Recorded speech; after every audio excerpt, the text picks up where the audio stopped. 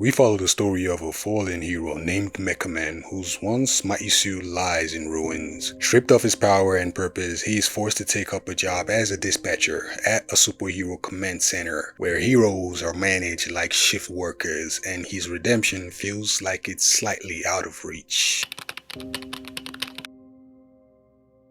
Our journey begins with Robertson, better known as Mecha Man, though these days he is more man than mecha, lounging in sweatpants rather than armor. Life hasn't been kind. Desperate and bitter, Robert roughs up a low-level thug named Toxic, who works under the city's shadowy villain, Shroud. Shroud is responsible for the death of Robert's father, and revenge has become Robert's main obsession. But things go south fast. Despite his former glory, Robert is overwhelmed during an ambush inside Shroud's grim industrial lair. Outnumbered and outmatched, he loses his mechanized suit and his vital power core in the fight.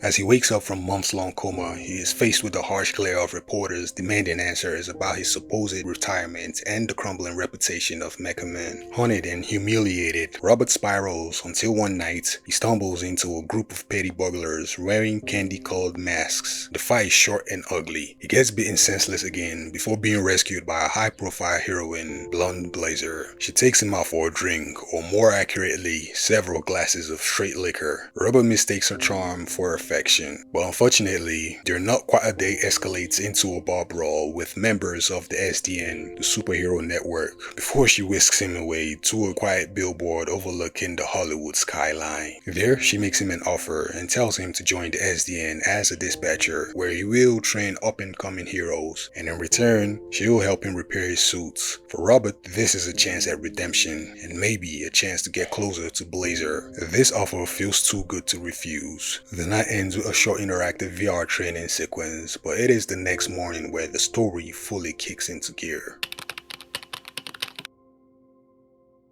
Robert is plunged into the heart of the SDN headquarters, where the pace and different personalities immediately collide. Among the new recruits is Waterboy, an awkward, wide-eyed fanboy applying for the hero gig. And also back in the mix is Flamebay, the fiery loudmouth from the bar fight. Before Robert gets a chance to settle in, Blazer pulls him aside to clarify boundaries after the alcohol-filled flirtation. She also warns him that the SDN wants to keep his identity as Mecha Man under wraps for now. The sexual tension between them simmers, though it is soon interrupted by the unseen voyeur, Invincible, who spies on their conversation and gleefully wonders if the two of them had hooked up. Invincible, formerly known as Invisible, is a rebellious member of the SDN's Phoenix program, an initiative that turns reformed villains into rookie heroes. She is a troublemaker and perpetually ranks at the bottom of the squad's weekly charts. Blazer proceeds to give Robert a tour of the office, introducing a roster of heroes and even non-human sentient beings. This hints at deeper social divides within this universe. Robert gets introduced to Royd, a gentle giant and a tech specialist with a laid-back Samoan vibe, who is among the few who is aware of Robert's true identity. During orientation, Robert reunites with Chase, an ex-hero and former partner of his father, the original Mecha Man. Chase's speedstar abilities have ravaged his buddy, leaving him prematurely aged and bitter. His resentment towards the Phoenix trainees and perhaps towards his own mortality gives every conversation a cutting edge. Soon, Robert is thrown into his first day on the job, and it is a total disaster, starting with him remotely fixing the client's malfunctioning bidet using his old hacking expertise. But the pace picks up when an armed robbery erupts at a donut shop, and to everyone's surprise, Invisible volunteers to handle the situation. What starts as a chance for redemption quickly spirals into chaos when she is nearly strangled by an enemy with electric powers. But Robert, guiding her through CCTV feeds, intervenes to save her life, but her recklessness lets the criminal escape. The aftermath boils over in the break room. Words turn to shouting, and shouting turns physical as Invisible lashes out,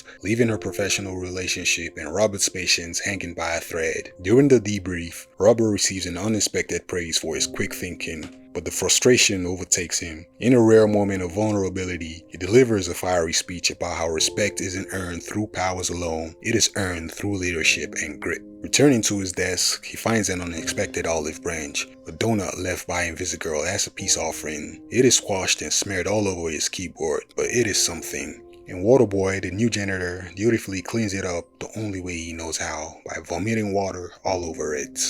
Please, if you enjoyed this video, Kindly hit that like button, hit that subscribe button, and hit that notification bell icon so you can get notified when I upload new videos like this, as I am desperately trying to hit 1K subscribers by the end of this year. And until next time, peace and love. Incredible.